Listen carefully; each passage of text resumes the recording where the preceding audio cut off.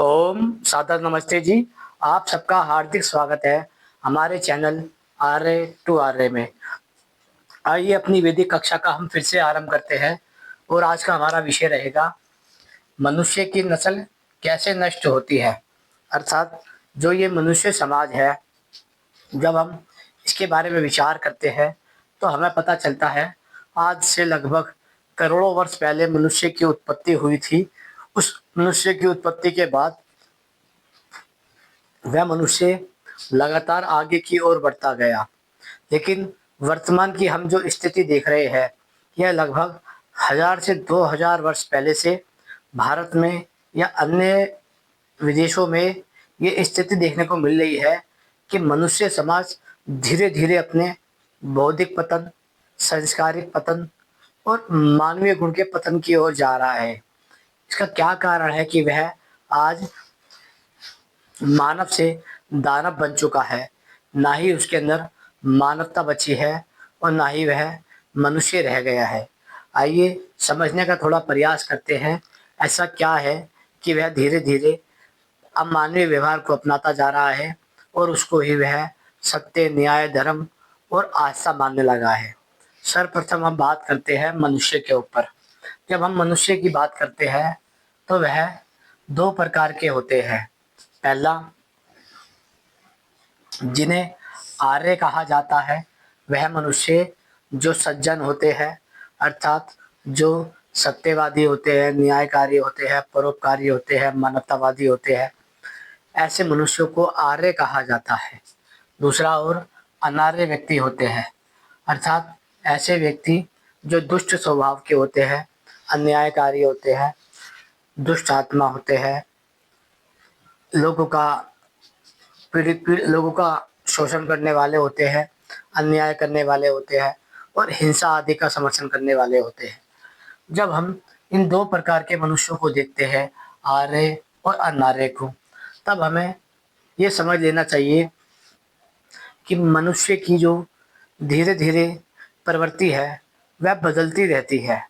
जब हम इस विषय पे बात करते हैं, तो सर्वप्रथम हमें एक शब्द मिलता है, जिसे कहते हैं विवाह। कोई भी आर्य मनुष्य जब तक अकेला है, तब तक वह अधिक नष्ट नहीं होता और यदि कोई अनार्य व्यक्ति है, यदि वह अकेला है, तो भी नष्ट हो जाता है। अब इसको समझने का प्रयास करते हैं हम विवाह शब्द से। जब हम विवाह शब्द की बात कर रहे हैं, तो मुख्य तौर पे हमें ये समझ लेना चाहिए, जो विवाह होता है मनुष्यों का, वह इसलिए होता है ताकि वह आगे मनुष्यों की वृद्धि कर सके, संतान की उत्पत्ति कर सके और वह संतान को संस्कारवान बना के समाज में छोड़ सके। मनुष्य एक सामाजिक ढांचा है, इसलिए हमें ये समझ लेना चाहिए मनुष्य के द्वारा किया गया प्रत्येक कर्म या तो वह व्यक्तिगत होता है या फिर वह सामाजिक होता है।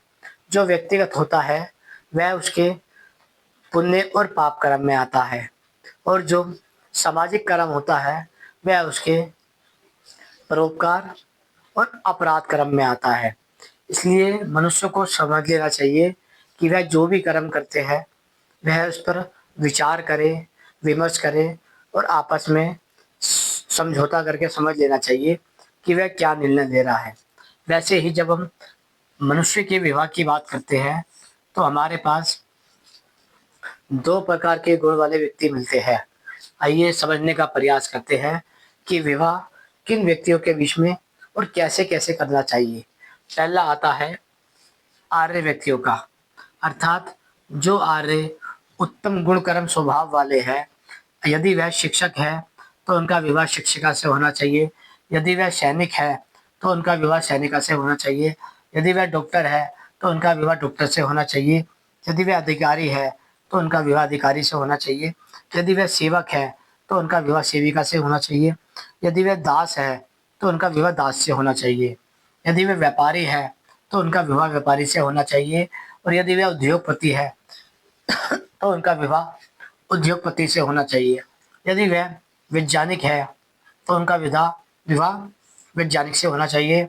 यदि वह कुम्हार है, तो उनका विवाह कुम्हार से होना चाहिए। यदि वह लोहार है, तो उनका विवाह लोहार से होना चाहिए। यदि वह सुनहार है तो उनका विवाह सुनहार से होना चाहिए। यदि वह शिल्पकार है तो उनका विवाह शिल्पकारों से होना चाहिए। इसका अर्थ होता है कि जैसे जैसे मनुष्य के अंदर गुण, कर्म और स्वभाव की योग्यता होती है, वैसा वैसा उसका व्यवहार और उसका विवाह संस्कार होना चाहिए। लेकिन हमें मूल रूप से ये समझ लेना चाहिए, जो उत्तम गुण कर्म स्वभाव वाले आर्य लोग होते हैं, यह उनका सिद्धांत है। अब आते हैं अनार्य की ओर। अनार्य में अधिकांश रूप से नैतिकता का पालन नहीं होता। वह मांस भक्षण करते हैं, नशाखोरी करते हैं, व्यभिचार आदि करते हैं। और ये जब मुख्य 3 गुण में बच जाते हैं तो वह अनार्य हो जाते हैं। अर्थात ऐसे व्यक्ति जो मांस सेवन करते हैं, नशाखोरी करते हैं और व्यभिचार आदि करते हैं, ऐसे मनुष्यों को अनार्य कहा जाता है। जब आप इसका जिक्र करेंगे तो आपको पता चलेगा, रामायण में, महाभारत में, रामायण में रावण को व्यभिचारी बताया गया है। यहाँ तक कि उसे अनार्य, दुष्ट, राक्षस तक कहा गया है। ऐसे ही महाभारत आदि में भी कहा गया है, जो मनुष्य मांस खाता है, नशाखोरी करता है और व्यभिचार करता है, वह एक तो अनार्य कहलाता है, और जो ये सब नहीं करते हैं वह आर्य कहलाते हैं। फिर आप समझने की प्रक्रिया ये होती है कि विवाह संस्कार में आर्य तो गुण कर्म स्वभाव देख के विवाह कर लेते हैं, लेकिन हमें ये समझ लेना चाहिए, जो अनार्य व्यक्ति होते हैं, अर्थात जो मनुष्य मांसाहारी, नशाखोर, व्यभिचारी आदि होते हैं, यदि वह अपने अपने समाज का विवाह उन आर्य लोगों के साथ कराए तो इससे धीरे धीरे समाज में नैतिकता का नष्ट होता जाता है। यदि मान लीजिए कोई अनार्य व्यक्ति कोई अनार्य व्यक्ति कोई अनार्य व्यक्ति की संतान शिक्षिका है और आर्य की संतान शिक्षक है, यदि वह इन दोनों का विवाह कराएंगे तो वह जो धीरे धीरे आर्य के संस्कार थे वह या तो नष्ट हो जाएंगे, या फिर वह जो अनार्य लड़की है उसके संस्कार इनके अंदर आ जाएंगे। अर्थात जो आर्य की संतान थी, या तो वह आर्य हो जाएगा और इस लड़के को भी आर्य कर देगा, और या फिर ये जो अनार्य की लड़की है वह भी इसको अनार्य कर देगी। इससे यह दोनों ही नष्ट हो जाएंगे।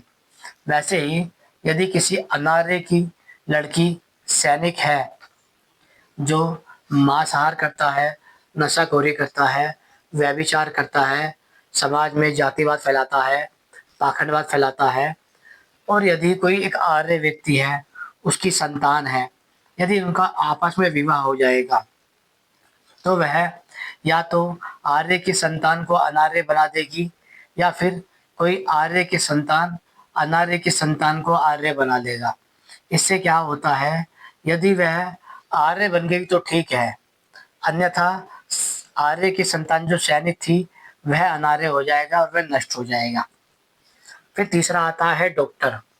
यदि कोई डॉक्टर की संतान आर्य है और किसी अनार्य की संतान भी डॉक्टर है, यदि वे आपस में विवाह करते हैं तो वैसे ही आर्य डॉक्टर की संतान या तो अनार्य की संतान को डॉक्टर को आर्य बना लेगी, या फिर यह आर्य डॉक्टर अनार्य हो जाएगा। मूल रूप से यदि वह बनता है तो ठीक, ये इसको करती है तो ये भी नष्ट हो जाएगा। ऐसे ही अधिकारी, सेवक, दासी, व्यापारी, उद्योगपति, वैज्ञानिक, कुम्हार, लोहार, सुनार और शिल्पकार, इसी प्रकार के ये सब लोग होते हैं। अर्थात यदि कोई अनार्य की संतान का विवाह किसी आर्य व्यक्ति से किया जाए अर्थात कोई ऐसा व्यक्ति जो सत्यवादी हो, न्यायकारी हो, परोपकारी हो, धर्मात्मा हो, महात्मा हो और वह सदा ही धर्म का आचरण करता हो। ऐसे परोपकारी धर्मात्मा व्यक्ति का यदि विवाह किसी अनार्य व्यक्ति की संतानवादी से हो जाएगा तो वह या तो आर्य की संतान उसको आर्य बना लेगी या फिर अनार्य की संतान उसको अनार्य बना लेगी। इसलिए मुख्य रूप से हमें ये विचार करना अवश्य चाहिए कि हम जिससे भी विवाह करा रहे हैं उसमें पहली योग्यता ये होनी चाहिए कि वह दोनों ही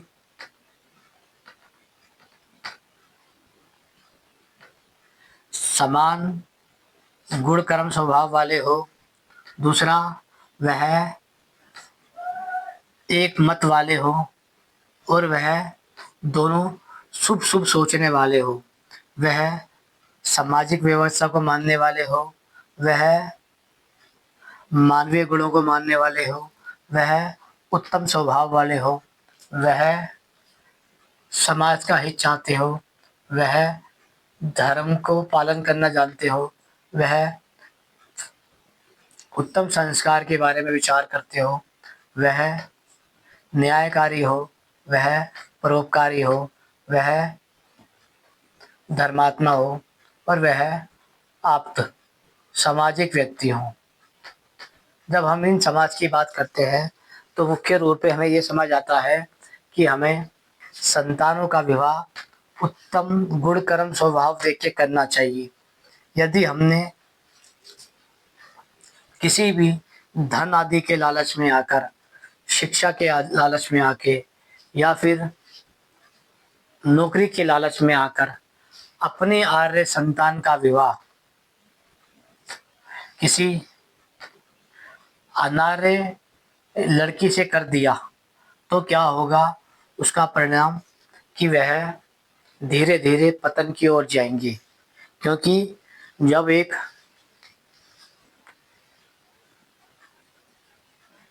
जब एक सज्जन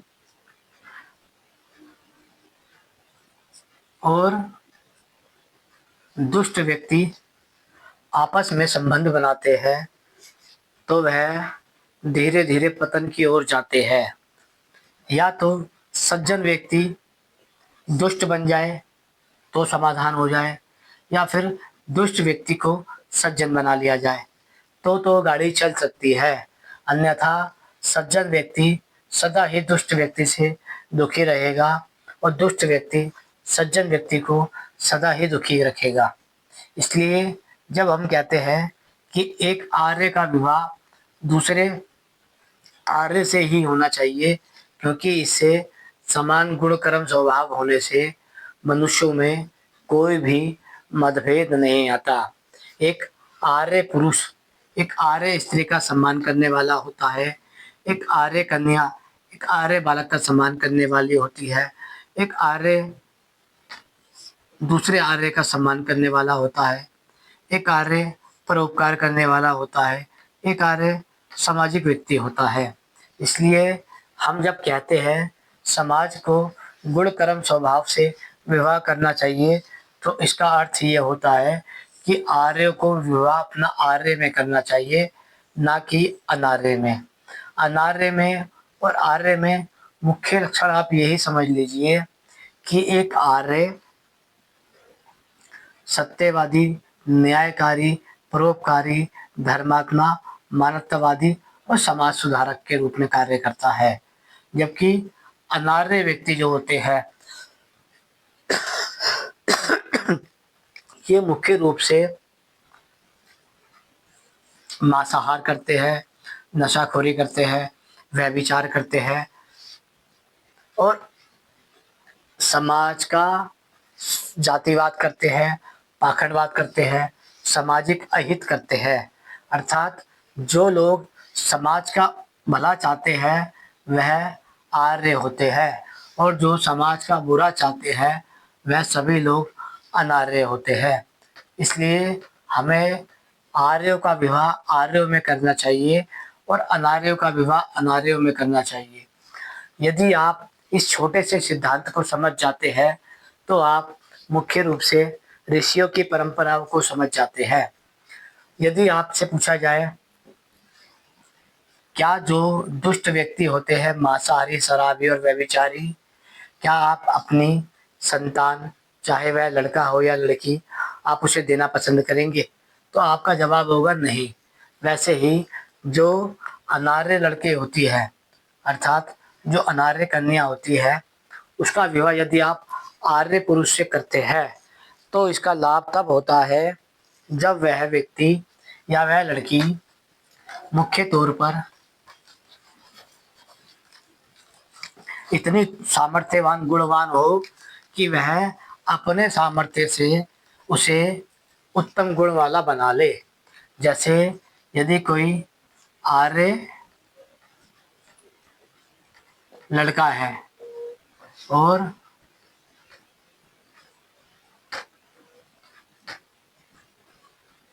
अनार्य लड़की है, तो लड़के के अंदर इतना सामर्थ्य होना चाहिए कि वह लड़की को आर्य बना ले। यदि लड़के में इतना सामर्थ्य नहीं हुआ कि वह लड़की को अनार्य बना ले, लड़की को आर्य बना ले, क्षमा कीजिएगा, लड़के के अंदर इतना सामर्थ्य नहीं हुआ कि वह लड़की को आर्य बना ले, यदि लड़के ने नहीं बनाया तो फिर लड़की उसे अनार्य बना लेगी।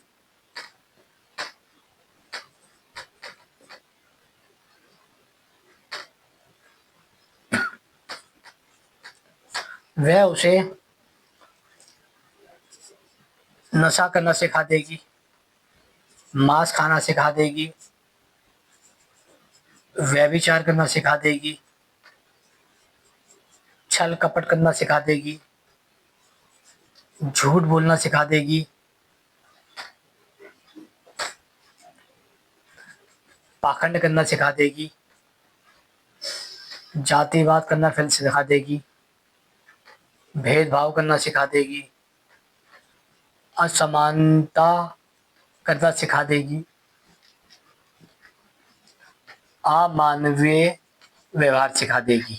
यदि आर्य लड़के ने अनार्य लड़की को अपने सामर्थ्य से आर्य नहीं बनाया तो अनार्य लड़की आर्य लड़के को अपने पुरुषार्थ से, अपने सामर्थ्य से अनार्य बना देगी। जब कोई लड़का अनार्य बनेगा तो वह नशाखोरी करेगा, मांसाहार करेगा, व्यभिचार करेगा, छल कपट करेगा, झूठ बोलेगा, पाखंड फैलाएगा, जातिवाद करेगा, भेदभाव करेगा, समानता करेगा, अमानवीय व्यवहार करेगा। उसी प्रकार यदि कोई आर्य लड़की आर्य लड़की और अनार्य लड़का विवाह आदि करते हैं तो आर्य लड़की में इतना सामर्थ्य होना चाहिए कि वह अनार्य लड़के को आर्य बना ले। यदि वह अनार्य लड़के को आर्य नहीं बना पाई तो फिर अनार्य लड़का आर्य लड़की को अनार्य बना देगा। वह या तो उसको नशाखोरी सिखा देगा, या मांसाहार करना सिखा देगा, या व्यभिचार सिखा देगा, या छल कपट सिखा देगा, या झूठ बोलना सिखा देगा, पाखंड करना सिखा देगा, जातिवाद करना सिखा देगा, भेदभाव करना सिखा देगा, असमानता सिखा देगा, अमानवीय व्यवहार सिखा देगा। इसलिए यही कहा जाता है आर्यों का विवाह आर्यों में करना चाहिए और अनार्यों का विवाह अनार्यों में करना चाहिए। जब हम इन दो व्यवस्थाओं को समझ जाते हैं तो हम भारत की सभी व्यवस्थाओं को धीरे धीरे समझ जाते हैं। मुख्य रूप से ये समझ लीजिए, आर्य और अनार्य यह कोई जाति भेद नहीं है, आस्था भेद भी नहीं है। मूल रूप से अनार्य और आर्य यह दोनों मनुष्य की प्रवृत्ति है। अर्थात एक प्रवृत्ति होती है सज्जन वाली जिसे हम आर्य कहते हैं, एक होती है दुष्ट वाली, जिसे हम अनार्य कहते हैं। जब हम किसी भी व्यक्ति में, समाज में इन व्यवस्थाओं को खड़ा करते हैं, तो फिर वह धीरे धीरे समाज अपनी नस्लों को नष्ट कर लेता है। इसलिए जब हम कहते हैं कि मनुष्य जाति की नस्ल को यदि नष्ट करना हो तो क्या करें, तो आर्यों का विवाह अनार्यों में करा दो और अनार्यों का विवाह आर्य में करा दो। इससे आप दोनों के कारण नष्ट कर देंगे गुण कर्म स्वभाव को, जिससे समाज में अलग अलग प्रकार से धीरे धीरे व्यभिचार फैलता जाएगा। आशा करते हैं ये समझ आ गया होगा आपको कैसे मनुष्य की नस्ल को बर्बाद किया जाता है यदि आप अलग गुण कर्म स्वभाव के कारण अलग अलग व्यक्ति को विवाह में बांध देते हैं, तो वह धीरे धीरे नष्ट हो जाता है। आप यदि किसी भी सामान्य लड़की से, लड़के से पूछेंगे कि आपको अनार्य व्यक्ति से विवाह करने को मिले तो आप करेंगे, तो वह उसे मना कर देगा। वैसे ही लेकिन जब आप अनार्य लड़की की बात करते हैं, तो अनार्य का विवाह आप अनार्य से कर सकते हैं और आर्य का विवाह आर्य से कर सकते हैं। आशा करते हैं विषय समझ आ गया होगा। समझ आ गया है तो लाइक कर दीजिए। ओम नमस्ते जी।